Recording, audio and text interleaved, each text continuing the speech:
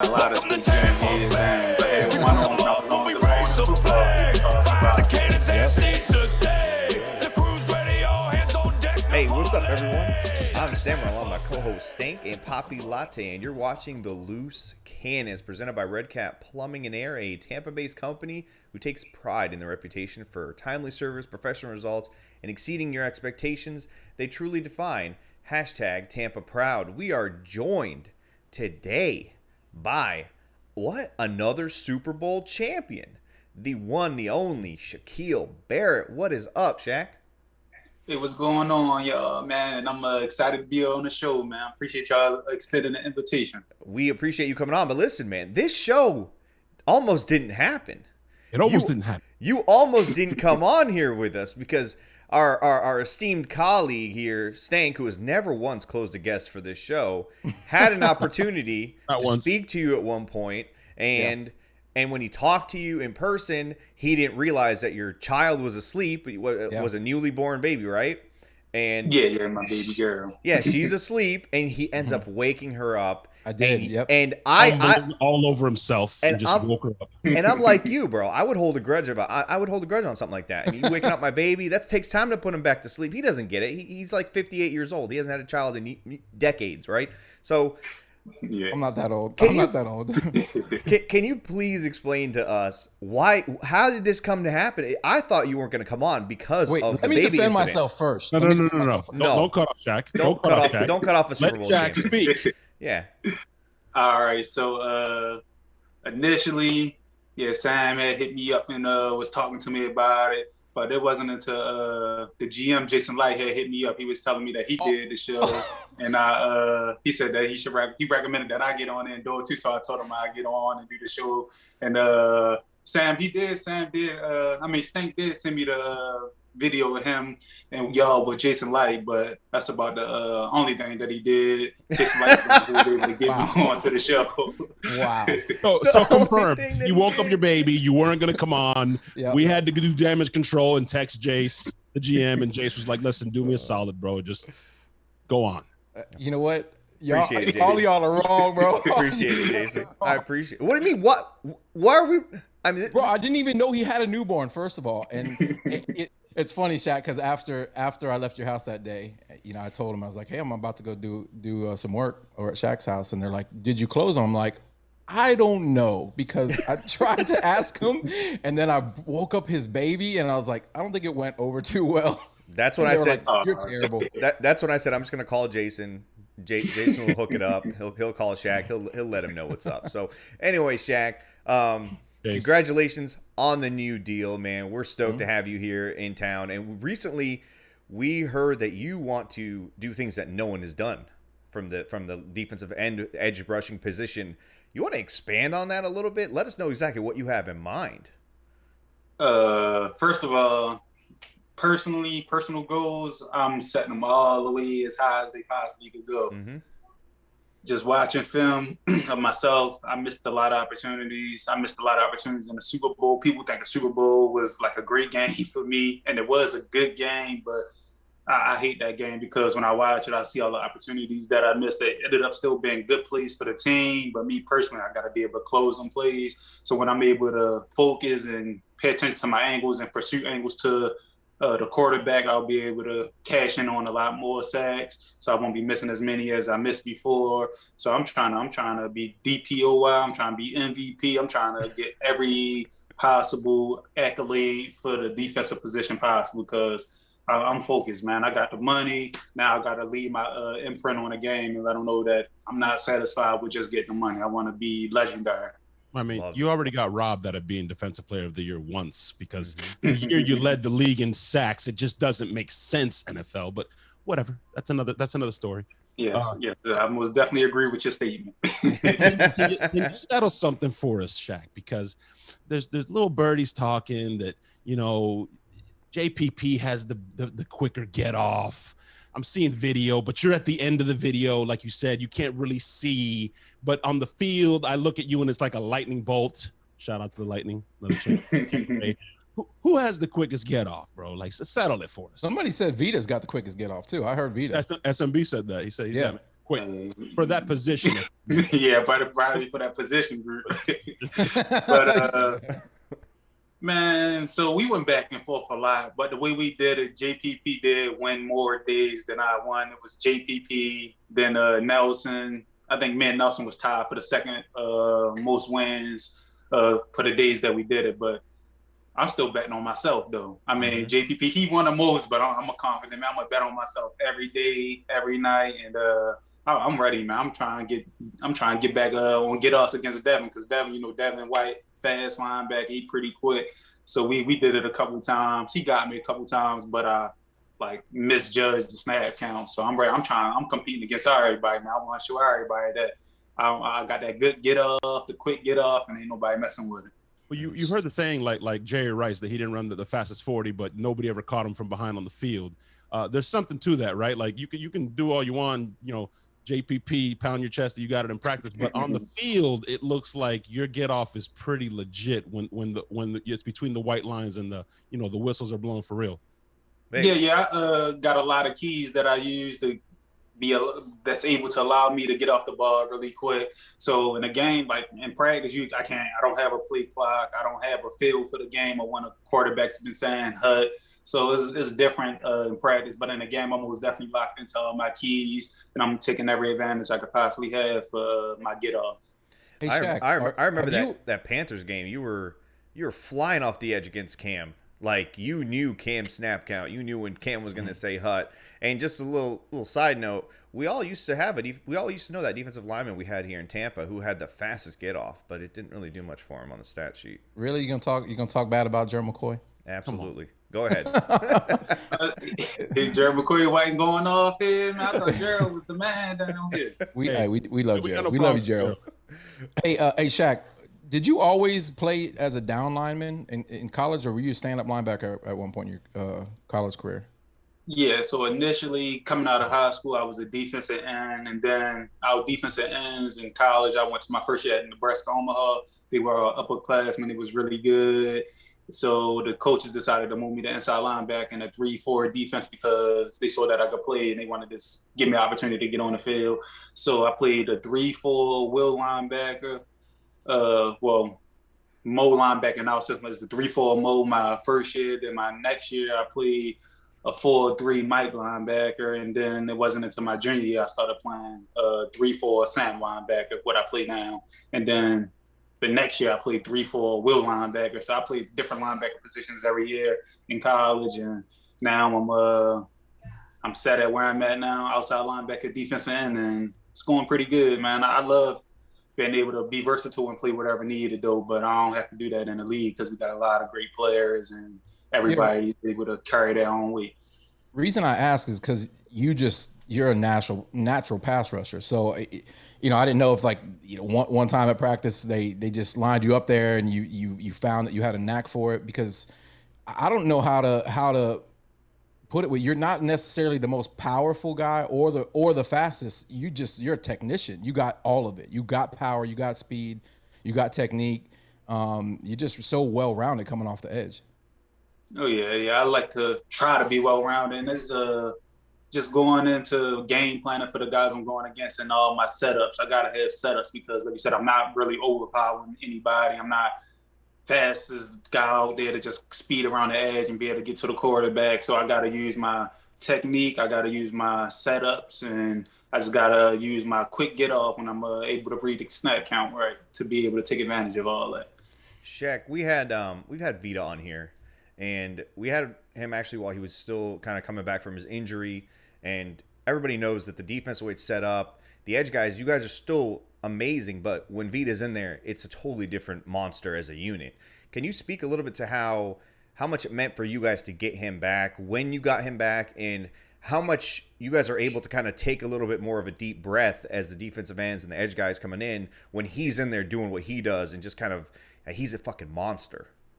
Yeah, most definitely. So when Vita was out, we had all the guys come in and step up. They all great guys. They all did exceptional job. But it's like Vita could be all of that in one person, so you don't have to sub out different people and get different people to play them roles, because Vita could do it all as one, and he's big, He's clogging the run gaps up. He's making the plays, getting off of the blocks. And then he just you can't one-on-one block Vita, no matter if it's run or pass. So it's making our job a lot easier on the edge for me, JPP, for Sue, because Vita going to get the slide to him most of the time. And if not, like, one of us going to get it, so Vita going to be able to eat, Sue going to be able to eat. So it's like, it just made our defense flow a lot better, and his timing was perfect. It let everybody know how much he meant to the team when he was able to come back, and they saw how well we played as a unit when he got back there. Not to take anything away from the guys who's been in there, but Vita, he's just with first round pick for a reason, man. Like, Vita, like, he's the real deal for sure. We most definitely missed him on our defense, and happy to have him back. Shaq, speaking of first round picks, Todd Bowles, as SMB has said and Vita said, and many people have said, he's a mastermind. Most players that play for him love to play for him because the exotic stuff that he does, lining Vita up on the edge and the crazy stuff. I'm excited about Joe Tryon and you being undrafted and I mean, the American dream, bro. Like, undrafted all the way to where you are now, the sack leader, life-changing money. Amazing. I'm happy for you. I'm excited about Joe Tryon and kind of, you were able to learn from Von Miller. Are you excited to work with him and kind of help him the ropes of the NFL game and how they're going to be able to deploy all of you at the same time? I mean, it's going to be insane. It just giving Todd Bowles one more piece is just insane to me. I don't know how to stop y'all. Yeah, so Coach Bowles is most definitely a guru at what he does. He knows how to communicate to us. He knows exactly what's going wrong and what's going right, and he knows how to fix it, man. So, and then not even talking about his schemes, but like, he most definitely going to scheme it up for us. And I'm real excited to be able to teach Joe and all the other young guys that we got at the position, because I did learn from a great person, great football player who was able to pass on as much as I was willing to learn and take. So I'm trying to be able to do that to him, because I feel as though I'm at a good position now where I can teach people and help them be better at pass rushing and being better at run defense and everything. So I'm trying to pass all of that knowledge down on to the next person, because Vaughn helped me out tremendously. D-Ware helped me out tremendously. Even the younger guys who was around the same age as me, Shane, Chubb, Lavrente, we all helped each other out. So when we have that camaraderie and brotherhood in the locker room, it's going to, in our position group, it's going to help make us a better team. So it's no drop off or little to no drop off when one of us come out. And Joe, he's been looking real good in them OTAs, and not OTAs, I wasn't there, but for minicamp, he was looking real good. I'm excited to see what we scheme up to get him on the field with us. But man, it's going to be exciting this year, and I'm ready to pass everything down to everybody, to Cam, to Q, to Ant. I'm ready to be a real teacher in my position now. Shaq, you just named off some Hall of Famers in there. You've played with so many great defensive linemen, DeMarcus Ware, Von Miller, and now JPP. You're with Sue. Do you credit some of your success with having the ability to see how these guys work and kind of grasp some things from their game? I mean, you remind me of Derek Thomas. I'm an old man, obviously. Back in the day, LT, they weren't the biggest guys, but man, they knew how to get to the quarterback. Do you model your game after anybody specifically, or were you just kind of, pick it up as you went? So I most definitely credit my success to Vaughn, the Broncos, taking me in and giving me the opportunity to learn from the guys I was able to learn from. So being able to take that first year on practice squad to get comfortable in my position, to be able to get some confidence on the field, going against being on practice squad, you go against the one offensive tackles, occasionally the two offensive tackles. So I was able to get some confidence against them guys, get some rhythm going, and just work on a lot of my pass rush moves, because I didn't have many coming out of college. I was a stutter swipe guy or a bull rush guy, and then everything else was new to my toolbox. I had to get a lot more tools once I got to the league, and I credit a lot of my success to that process and being there with the Broncos and learning under Vaughn. But now I'm what was the other part? No, I was just saying, do you model yourself after anybody specifically? Oh yeah, so I'm watching Vaughn every day and practicing what he doing, trying to do my version of what he does, but he's way more athletic. He's faster.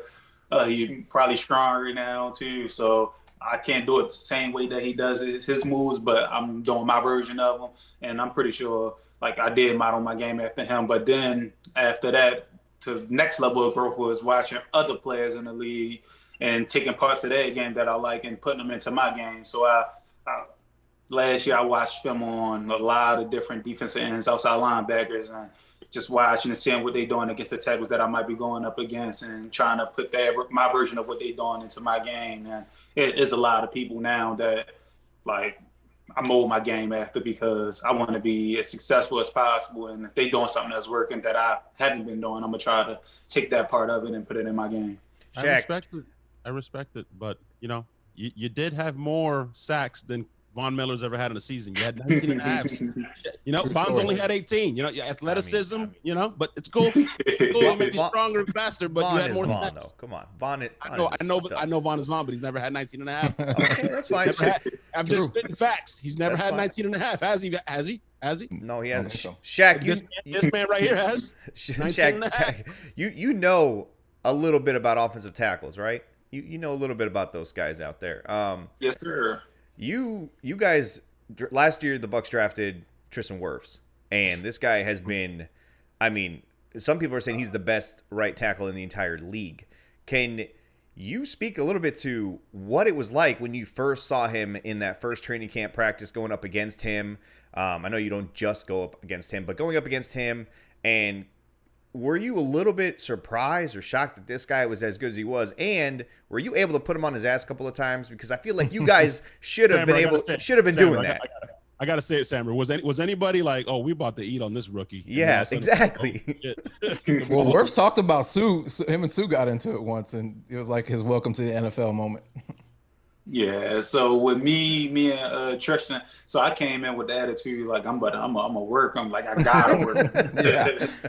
Because we had like all these tremendous pass rushes that we was going to go against on the schedule. So I'm trying to get him as ready as possible. And initially, I came in, I was beating him a few times a day, but his progression, his learning, like, was otherworldly. Like, he got so much better so fast that the last couple of weeks, I would say probably like the last 2 weeks of camp or like the last week and a half of camp, I wasn't able to get nothing on him. Like, Tristan, he was most definitely like he was the real deal. I'm not trying to take credit for any of his growth. I was just trying to do my part to help make sure the team was good. But he learned everything he needed to learn. He improved all his improvements he needed to make, and he was lights out, man. I was mad that he gave up that sack to Khalil Mack, man, because we play Chicago. We play Chicago again this year, and he's got that game circled. Yeah, man, because Tristan a real deal. Like, I did rush majority, like maybe 95% on that side because I wanted to do as much as I could to get him ready, and I knew like the way I rushed was similar to like Von Miller, and then like Cam Jordan got some nice finesse moves and stuff like that sometimes. So I was just trying to do as much as I could, and then the other 5% I'll go over there with Donnie, give Donnie some of my finesse moves because JPP do a lot of power majority of the time. So I'm just trying to help make sure that we ready to go and was ready to go. And Tristan is my vote for the best, right tackle in the game. Like, he's a real deal. That's just a lot, though, from you, too, right? But also, you should absolutely tell him that some of his growth it should be credited to you, man. Absolutely. Yeah, you got to take credit for that. Yeah, you got to take credit. You should go in there. Next time he gets his bonus, be like, yo, man, break me off. What's up? Let's make dinner. No big deal. Shaq, you mentioned JPP. And to the outside world, you look on the defense and you see 45 and you're like, man, that's the fire starter. That's the shit talker. That's the one that gets everybody going. But JPP, then you watch something like The Current, takes you a little bit behind the scenes. And it's like, man, JPP went in at halftime in the Atlanta game and just lost it. Or when JPP talks, man, people listen. Who's more of a shit talker, who gets the team more hyped up? Because to the outside world, it looks like Devin White's the guy that's in the middle and the huddles, getting really hyped. But it looks like when JPP speaks, it's different. So Devin, he does it majority of the time. JPP will get in there and do it occasionally from time to time. I'm like them two, and then Levante, they pretty much the guys who get the defense hyped the most. But I would give it to like JPP, like you said, when he speaks, like something like we like something got to make him speak the way he was speaking passionately in the Falcons game. We was playing bad, and JPP knew we could be better. We knew we could be better. He came in there and lit the fire that needed to be lit. And with Devin, he do the same thing. But Devin, he's continuing. He do it over game after game, daily in practice. Like his energy is there day in, day out. And JPP, he does it when he feel like he needs to do it, and he still have the energy day in, day out. But it's like Devin is majority. He does it all the time. Like he trash talk all the time in practice, in the locker room. JPP, he'll do it occasionally, but he's not as big on it as Devin. Hey, Shaq, everybody's talking about how hard it is to repeat as a Super Bowl champion. You've obviously been in that position before, coming off a Super Bowl win and having to come out when the expectations are high and everybody's talking about repeat. I mean, clearly it's difficult because it doesn't happen that often, but this team seems a little different. We brought all 22 starters back. It seemed like you guys are just now scratching the surface as far as your ability. The chemistry is clearly there. We had S&B on with us yesterday, and like that y'all's room, the defensive back room and y'all's room, he painted the picture that you guys are brothers, man. It's really tight. So how are you feeling going into this next season? What do you think we have a really good shot at going back to back? Yeah, I think we most definitely should be the favorite coming into this year, but we're not going to treat it like we the favorite. We're going to keep working. We're going to keep grinding because nothing is given in this league. You got to take everything you want. And we have a great set of coaches. We got a great front office who's not going to let us rest, who's not going to let us relax, even if it was days when we become complacent. That's why we have the coaches that we have. And like myself, I'm not letting us relax. I'm making sure that we keep the foot on the pedal because I want it real bad. And with the team we have, like you said, we was scratching the surface. We was becoming like dominant towards the end of the year, and to be able to start the year off that way would be amazing. That's what I want to do. I'm pretty sure that's what everybody want to do. And we want to be able to get it done as long as we just keep working and just know that like last year was fun. It was fine. We did great. We did everything we were supposed to do at the right time to be able to win a Super Bowl. But like BA said, we ain't do nothing this year. So we got to approach training camp like we haven't done nothing. We got to start working and building off of what we did last year, but we still got to build with this new group of guys that we had from the ground up, but still taking some of the stuff that we learned from last year that was keys for us to be successful this year, make it a little easier. It's okay, Shaq. Listen, they're not picking you guys as favorites, anyways. I love it. Just bulletin board material for you guys. They got Kansas City #1, Buffalo #2. I think they have us like 3 or 4. Oh, I've seen people predicting the Saints are going to win the South. Yeah, I've seen that several times. I'm like, but Shaq, I do have to ask you. Speaking of Super Bowls, I do have to ask you this, and obviously I don't need detail, but can you give me on a scale of 1 to 10, bro? Because Devin's tweeted it out. We're dying here, bro. How good was Tom Brady's pregame speech in the Super Bowl? I got to know, bro. I got to know how good that speech was to get y'all ready. He was texting you guys every day at 11 p.m. the week of. How good was the speech? I got to know.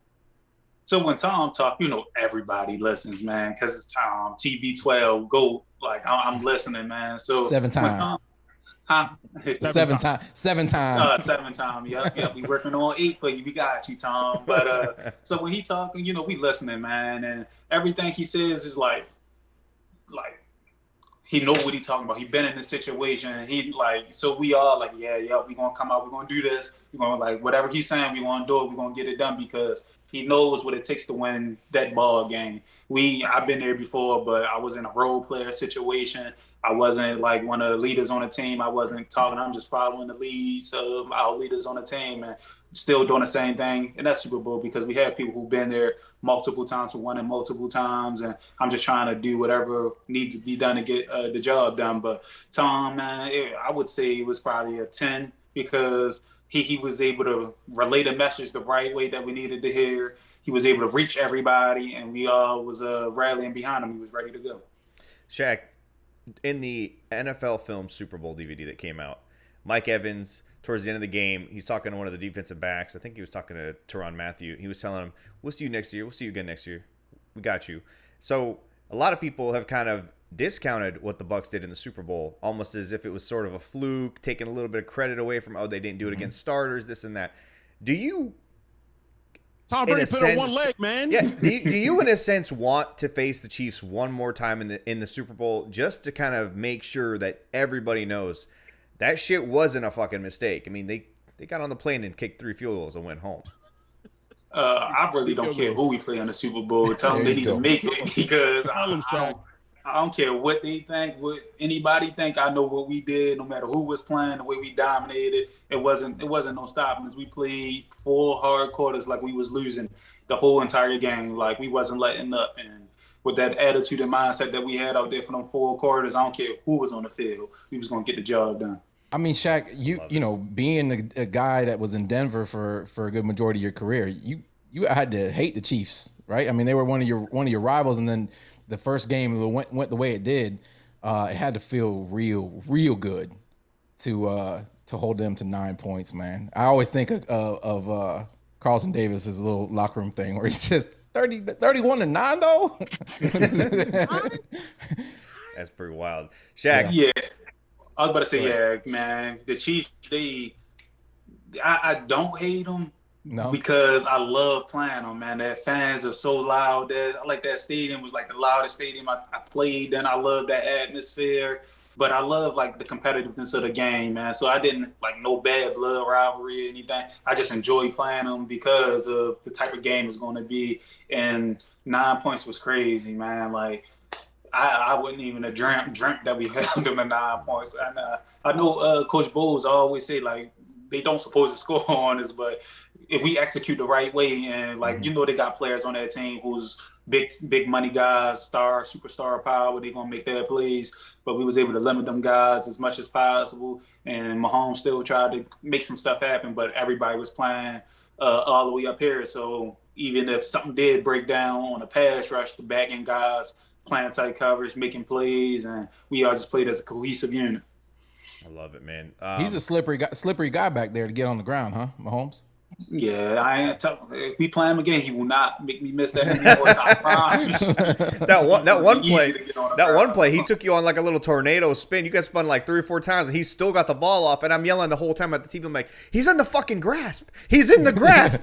He's just blowing the whistle. It's a fucking sack. What was crazy about that play too is that it was almost a touchdown. It was like, God, yes, it was. That was the crazy thing about it. I'm trying to tell you, he's not doing. No quarterback is doing that to me ever again. I'm trying to tell you. I like it.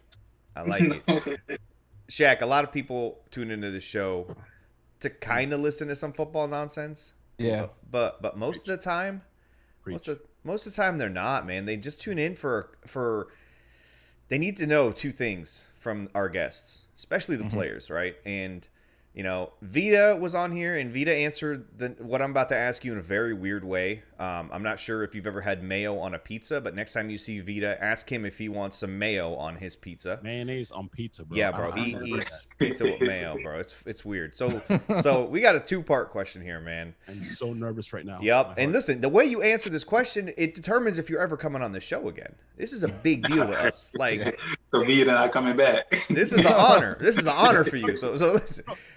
Vita's allowed back because it wasn't. He answered the question correctly. This question, yeah. Plus, we love Vita. My kids love Maui. It's all, you know. It's a great movie too. Listen, so when you have chicken wings, right? On this show, chicken wings are the greatest food in the entire universe. We can agree on that. Yeah, that's whatever. When you have chicken wings, are you going sloppy, saucy, wet, or are you going with a dry rub? Oh, I'm gonna go saucy, unless it's fried chicken. It's fried chicken. That's, just eat fried chicken normal. But I usually go a sweet and spicy type of sauce on it. Honey, a mango habanero, honey sriracha or something. Oh, you would love my wings, Jack. You would love my wings. But wait a minute, Shaq. Listen, I'm not trying to give away any of your personal information, Shaq, but I saw you had a pellet smoker, right? You haven't put no wings on the smoker yet? No, because it came in so many boxes, and I didn't want to put it together. And we have a grill here at the house already, though, so there's nowhere for me to put it here. I got to ship it back to my Colorado when house. you buy it already built, because putting them together that's too much work. No, man. listen. Shaq, he's just don't ever. Don't ever put wings in a smoker. They come out. They taste like wood and dust. No. If executed correctly, they're fine. We had some smoked wings on one bite. I just don't do it well. That's true. He makes jerky wings. Just instead of beef jerky, it's jerky wings. They're super dry. He's just mad because he's like 0 for 10 on the saucy wet versus dry rub at this point.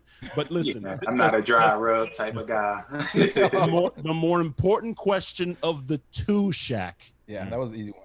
And that was the softball because the communication just might be cut off, bro. The call might just. When you're having those saucy wings, are you dipping them in blue cheese or ranch?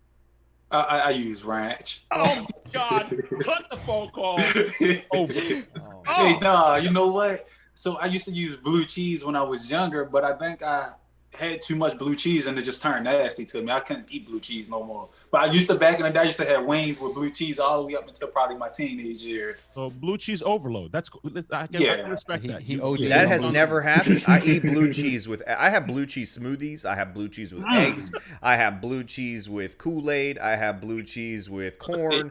I have blue cheese with my cereal. Shaq's like, man. I do dip my steak in blue cheese though, or put blue cheese on my steak. Nah, the crumbles are gross, man. They do that at the fancy steakhouses, Shaq. They'll do that, like Burns and stuff like that. They'll give you like a blue cheese. Oh, Council Oak. Put some blue cheese on the Council Oak steaks. Get out of here. Nah, man. Yeah, I ain't messing with blue cheese no more. Shaq, man, from all three of us and all of Bucs Nation, we have to thank you for coming on the show and also for retiring Drew Brees in the fashion that you guys did. It was so fucking beautiful. Drew Brees has been a thorn in our side for so long, and you guys ended his career the best way possible. I'm not saying you guys sent him home injured or anything like that, but you know what I mean. Yeah, absolutely. And our boy Mike Edwards toe tapping with the Jays. Absolutely beautiful. Shaq, thanks for hanging out, man. I know you got family over, so we'll let you get back to that. And we totally appreciate you hanging out, man. Charity for a second? Oh, I totally forgot. Yeah, let me say, like, foster kids and stuff like that. An amazing charity. We're all about the kids. We work with the Arians Family Foundation with the kids. So I'm intrigued and I'm excited to hear about your foundation with kids and stuff like that. All right, but first, the Saints is the team I hate. I hate the Saints. Hey! That's the team. That's the bad blood. We literally have 2 shirts on our website that says "We Dat." We're gonna send you one, and we have another one that says "Fuck the Saints" because it's always "Fuck the Saints." We hate the Saints. Shaq, I'm gonna bring you some swag, some more swag.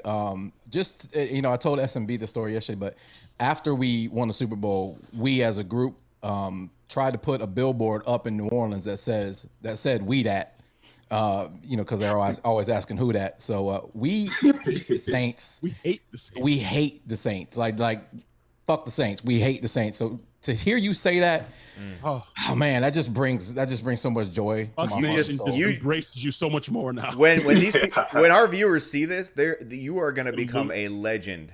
For just mentioning that. I mean, what? It's the clip. So we got SMB. We told SMB we're going to send him a shirt that says "We Dat," and I expected him to wear under his suit jacket or something when he gets off the team bus in New Orleans on Halloween weekend. So we're going to get you that shirt, and I expect to see you rocking a "We Dat" as you walk into that Mercedes Superdome or whatever the hell it's called now. Definitely will. Yes, there it is. I love it. All right, man. Go ahead. Tell us a little bit about your foundation, what you do in the off season. All right, so the foundation is 50-50 Foundation. My wife's idea, like, she came to me one day, had this whole mission statement written up, and I was reading, and I was just blown away. And she was a foster kid. She'd been in various foster homes all the way up until she was 8, until she found a family that kept her forever, and is our forever family now, and the people who helped raise the women I love today. So thank them, and thank them for that. But it's just helping kids, man, because the system is broken. We want to build a facility where kids can come hang out and feel some type of normalcy. We want to offer whatever, like that foster parents that need help with like counseling or just talking like with people who've been through the situation or know what you're going through, so they could just understand that they're not by themselves, they're not alone. And we in the process of partnering up with the Broncos. We're going to start, I think every home game, we're going to have, I think, like 12, 14 tickets that 50-50 Foundation that we're going to sponsor to get people to come to the home games. So we're just trying to start we starting like somewhere to start giving back to kids. I hate to see kids struggle. I don't want to see kids going through anything that they shouldn't have to go through. Only thing kids should worry about is being kids, man. I don't want to worry about packing their bags in the middle of the night, moving. I don't want to need to worry about where he's sleeping the next night, like anything where the next meal is coming at. So anything involving kids, being able to be kids, I want to be a part of, man, and helping them be kids, I want to be a part of. So I'm extremely proud of my wife for coming up with this whole idea and not making it an idea no more. We actually got it going now, got everything set. We just got to start working on getting like the building built and getting some nice little events going to support our organization. Count me in, count us in. We're all in. We're all dads. We all love kids, and I know Bucs Nation, once they see this, man, we're gonna get behind you. We'll all get behind you and help support the charity, man, because that speaks to everything I'm about and everything we're about as well. Yeah, yes, sir. I love to hear that. Love to hear that. We're huge. Appreciate you guys. We're huge friends with the Arians Family Foundation, obviously, with what Jake and what his mom do on a day basis, and then also SMB and his mom and what they do with the different groups that they work with. And tomorrow, there's actually an event tomorrow in Tampa where they're doing like a Sunday fun day tailgate for kids in foster home who don't usually get to experience a football tailgate and go to games and things like that. So maybe we'll see you out there. We're going to be out there just volunteering our time and helping out with all that kind of stuff. And well, Latte will be bringing his wings. I'll be bringing mine. So maybe that's a little incentive too, man. But again, just don't bring no blue cheese. Bring me some ranch. No, you got to bring your own ranch. You got to have to bring your own ranch, man. Any party we have is BYOR. Bring your own ranch. And most of the time, I'm leaving at the front door. Shaq, thank you so much for hanging out, man. We'll let you get back to your family. Appreciate it, man. Go Bucs. Super Bowl champ, 20 sacks this year. Let's go. 25. Yes, sir. Yes, sir. 25. I'll be sure to get a pick six. Be back on the show too. After I get that 20. You know it. At least 24. You know it. No, after you get a pick six, you got to come hang out, bro. Come on. Yeah. I gotta get one of them this year for sure. If I get my hands on the ball and I'm on my feet, it's 6. Hey, JPP had a 3 interceptions last year. I know he's talking shit. I know JPP's talking shit too. I know JPP. He out there like, come on, dog. I got 7.5 fingers. You see me catching it, dog. Yeah, JPP. He funny. He almost had 2 in that Rams game. I remember that. He almost had 2 in that game, and they threw the same pass to him, and he ended up getting it the second time. He almost dropped it. JPP, he most definitely, he called it too. He's like, man, watch this. I'm going to catch a pick. Went out there and caught a pick. I'm like, dang, all right. That's 7.5 fingers, man. That shit's funny. Shaq, thank you so much, bro. Have a good one. Appreciate it, man. I'll see you guys next time, man. Oh, yeah. Appreciate it, man.